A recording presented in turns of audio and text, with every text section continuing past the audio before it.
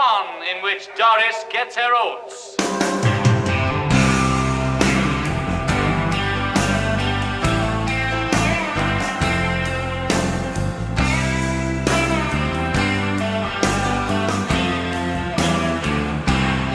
Hello vinyl community, it's Matt here again, and it's finally arrived, I hope.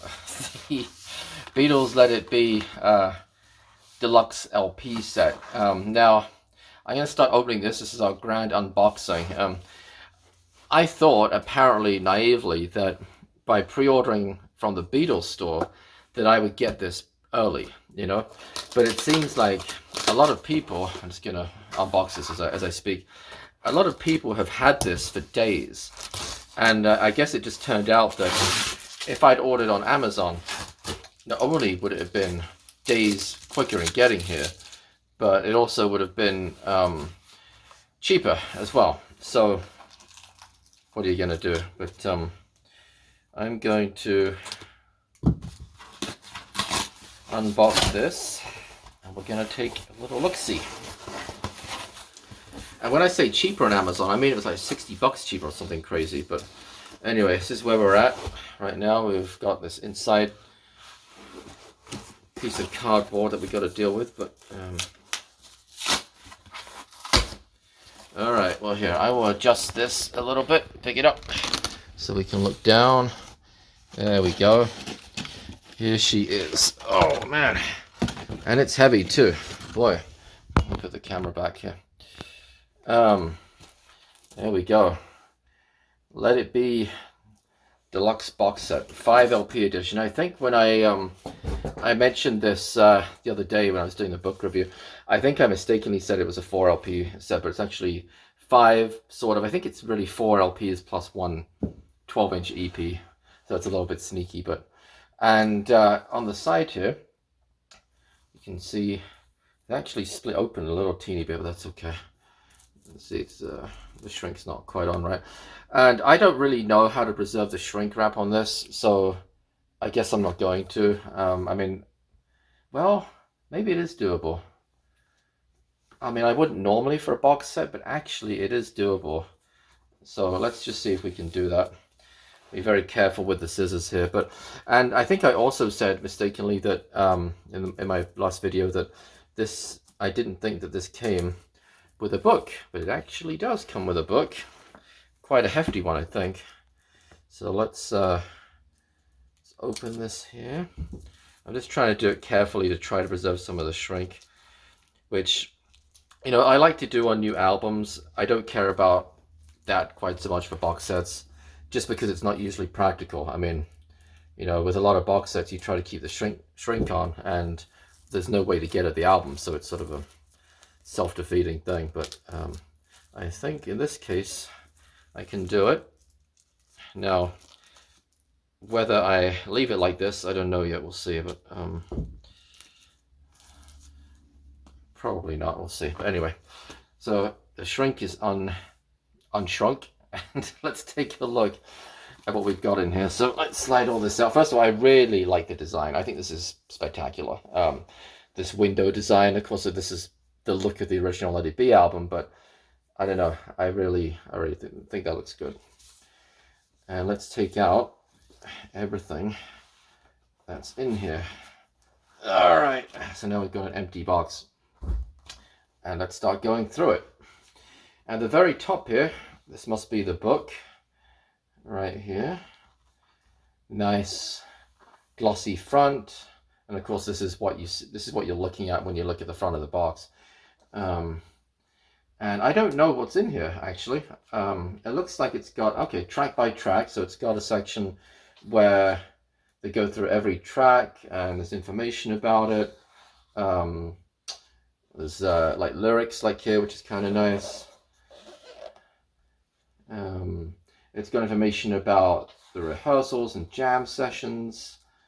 Some stuff about the rooftop concert in Savile Row in January '69. There's a foreword by Paul McCartney, which I guess is maybe kind of expected. There's a Giles Martin introduction.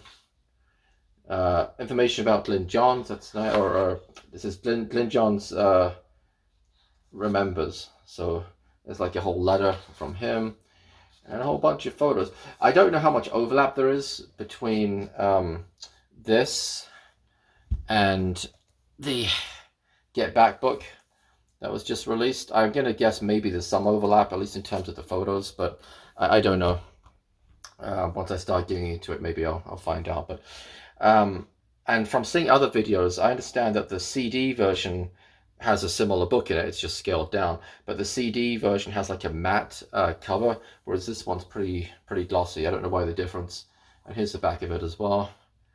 Pretty cool. I'm sorry if there's a little bit of glare from my windows right there, but so yeah. Let's keep going. First LP we have is, of course, Let It Be. Now, this is the remix version, the Giles Martin remix. I don't know, was Sam O'Kell involved in this? Oh, maybe it says on the little hype sticker. Let's see. Yes, Sam O'Kell. So new mixes by Giles Martin and Sam O'Kell. Sam was involved in the other remixes for the other albums that have been done. So it's kind of nice. And we've got the pretty dark apple as the record, the label. Yeah, this is a pretty dark apple, which is pretty true to the original early presses of Let It Be. Later presses, the apple got a little bit lighter in color. So there we go.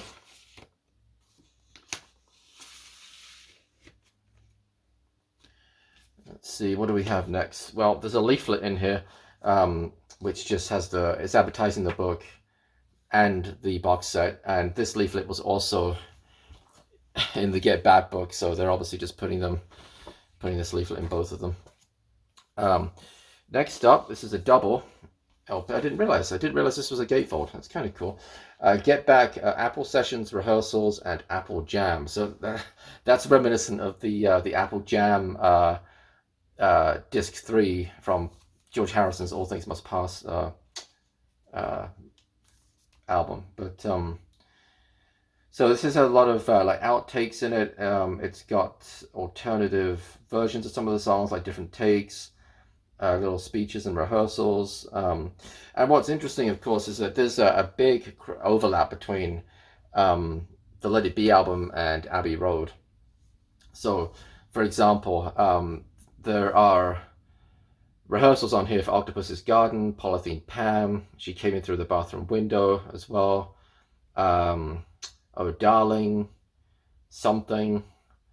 So that's kind of interesting. And of course, Abbey Road was recorded before Let It Be. No, I got that the other way around. Abbey Road was recorded after Let It Be, even though it was released before it. So let's have a look inside the gatefold right here. Very nice black and white photos. It's like a rehearsal. And I've seen some of these photos before, actually, so I think some of them might be in the book. But very cool, very cool. And I didn't know this was going to be a gatefold, so that's a nice little surprise right there. Now, this is what I was most excited about, which is the original Get Back album, which kind of later morphed into Let It Be. And this is the Glyn Johns mix of it. And this was his, and I know I covered this in my last video when I reviewed that the Get Back book, but of course originally the project was going to be called Get Back. Should have been released in '69. Glyn Johns was given all the tapes, and he had a couple of goes at it. The Beatles were not satisfied with the mixes, and the whole thing got shelved. And of course this is all happening in amongst a lot of infighting among the band members. And you know, the whole thing with Yoko, George Harrison left briefly,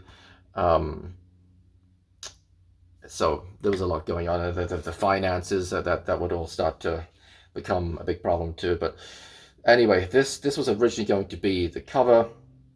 As we know, this photo was later used on the Blue 1967-70 album, the compilation album that came out in 73. So anyway, the track listing is different. And sort of pros and cons, I think, to this track listing. It keeps the likes of like Maggie May and Dig It, which I never cared for. I know they're just little sort of throwaway 30-second things, but on the plus side, it does have Don't Let Me Down, which I think was a huge omission by Phil Spector when he was given the tapes to make what was Get Back, and it turned into Let It Be. So yeah, I really like the layout of this. It's the same basically as Please Please Me, which let me grab a copy right at the front here. If you compare the back, this is Please Please Me, and this is Glyn Johns Get Back. You can see they're very, very similar. So it's a nice sort of throwback. But yeah, this is what I was really excited to look at. Let's have a look at the record real quick, or at least the label. Ah, okay, it's interesting. I didn't know what the label would look like, if it was going to be like this, so the kind of traditional Apple label, or if it was going to be more like we saw with like the White Album Isha Sessions labels, which were kind of like a white demo label sort of thing. I think that might be the case actually. Let me have a look at the labels here in the rehearsals. I think that might be the case with these from seeing other people's videos. Yeah, like that. That's what I meant. So there we go. Let me put this back. And finally, last but not least, well, no, kind of last but least, is this should be the EP right here. I do like the fact that they've reproduced the original late 60s Apple sleeves, albeit in a large 12-inch format. Originally, I don't think they ever had 12-inch versions of these. It was just for the 7-inch singles.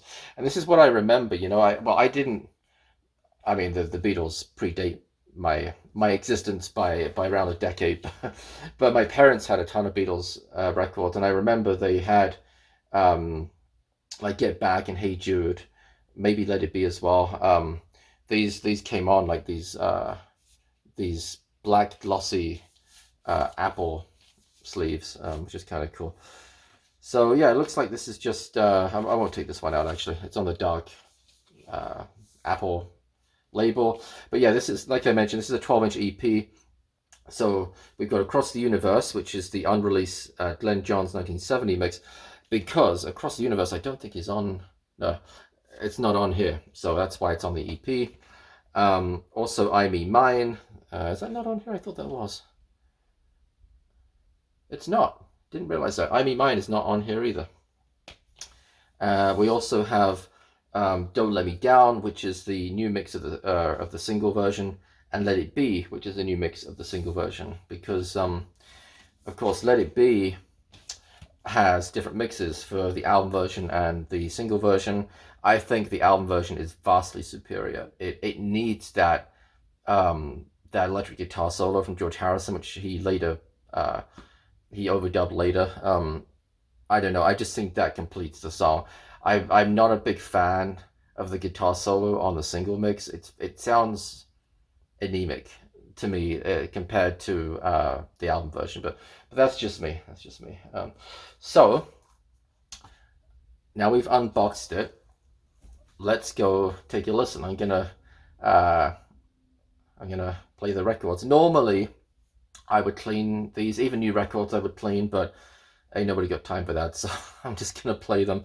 They're brand new records, so you know it should be okay. I'll still use the brush, you know, get some of the dust off. So I'm gonna go give them a listen, and I will be back probably in an hour or two with my opinion on the sound. So stay tuned.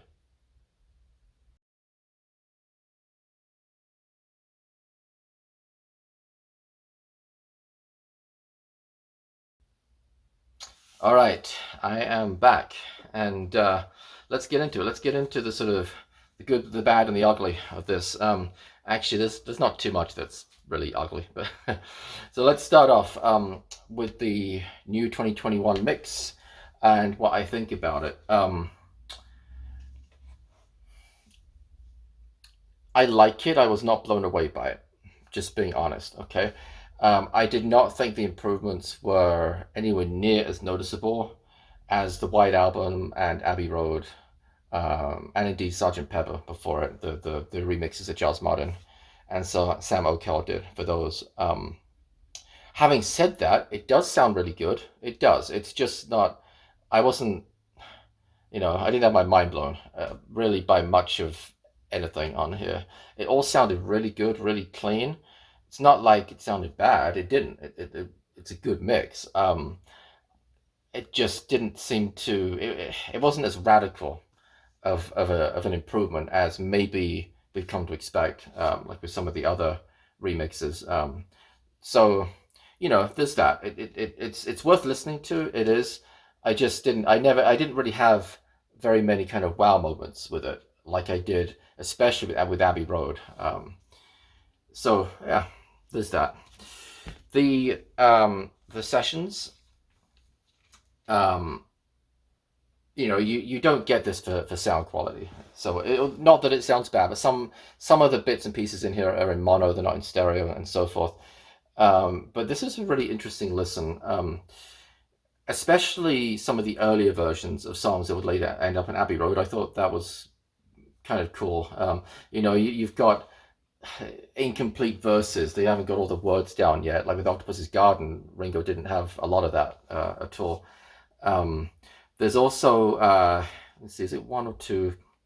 I think it was just one alternative version of Let It Be. I thought there were two. Am I crazy? Yeah, no, there were two. Okay, I thought I heard two.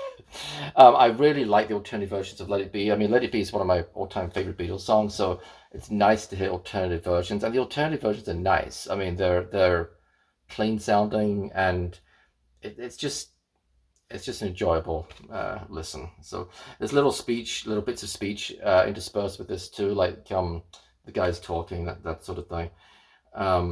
So it's worth having just for this. Actually, I thought this was really really cool. Maybe it's not as maybe revealing as like the White Album. We got the Isha demos. That was amazing, but I do love the fact that you get this in a gatefold. I mean, it's a big improvement over what we got for Abbey Road with the extra stuff for that, which was just, it was in its own sleeve, but it was just inside the box, and it wasn't a gatefold.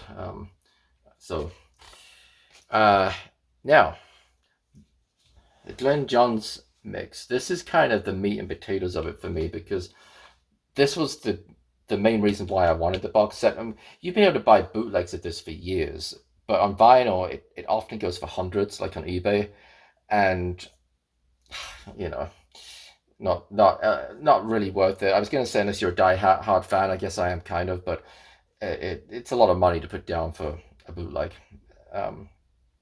This was a very interesting listen, and there's a couple of things I want to say about it. First of all, I think the Beatles were correct to reject the Glyn Johns mix. It's, people can have different opinions on this, because there are some people who hate what Phil Spector did to a lot of the songs on Let It Be. I never had a big problem with it. Maybe one or two exceptions. Even like The Long and Winding Road, which I know has always been a little divisive because McCartney didn't like what Spector did, or the orchestral arrangements. I like it. So, to compare this with the Spector version is, and again, I know the track listing is not exactly the same, but there's enough tracks that we can compare. It's really quite revealing, and I really think the Beatles did the right thing to reject this. Sorry, Glyn Johns, but I wasn't that impressed with it. Now, don't get me wrong; it sounds good. It's not like it's not like it's pressed badly, or there's anything wrong with the audio quality. I don't mean like that. I just don't think it's mixed that well. I'm no audio engineer. I just know what my ears tell me, and I just wasn't blown away by the mixes. Especially on McCartney's vocals. It's noticeable how much reverb's been added. I mean, it's particularly on Let It Be. I mean, it sounds like he's in an echo chamber. It's kind of crazy. I mean, there is so much echo on his voice that it I mean, it's noticeable. It was kind of startling. Um, and I sort of get maybe why he did that for Let It Be, and it all ties into, um, on the Let It Be album, Maggie May leads into Let It Be, right? And we have John Lennon who kind of does a mocking where he says, now we have Hark the Angels Come. And a lot of people have taken that to be kind of a slightly mocking reference to McCartney and the fact that, you know, Let It Be was some big, almost like gospel song. But I kind of get where this is all going because I think maybe that is what McCartney intended, at least to a certain extent. And that's why Glyn Johns added so much echo to his voice. It's just crazy because it sounds like he's in a cathedral. And maybe that was the point, you know? And of course, you've got the whole church organ parts of Let It Be. And so to me, that all kind of ties in that maybe it was supposed to be this big, almost, I was going to say religious experience, but you know what I mean. Listening to Let It Be was supposed to be like that, and that's why I don't know if Glyn Johns was directed to make it sound that way, but that to me is a direction that he went in, and it's interesting, you know. I mean, Get Back sounds a little different. I don't know. Like I say, I just wasn't blown away by it. I like that he included Don't Let Me Down, and Don't Let Me Down sounds good on here. It doesn't sound as good on here as it does on the EP. It sounds spectacular on here. In fact, even though I think adding an EP was a little bit of a cop out, because you could have put this on a 45, but it Don't Let Me Down is one of the best sounding songs on in this entire box set on this EP. So there is something to be said for it. But yeah, so I was going to say I was disappointed with this. I wasn't disappointed because I knew it was going to be different. I just now sort of, having listened to it, understood why this might have been rejected, because it kind of wasn't fully up to scratch, you know, with the Beatles stand, especially, you know, their production values have were getting higher and higher, and it would really culminate in Abbey Road, which is just an amazingly produced album. So yeah, I don't know. I'm really glad to have this. I really am. But it really does to me shed some light on why these versions of these songs were not accepted by the band. So, and then as for the EP, I already touched on this, but Don't Let Me Down sounds absolutely spectacular on here.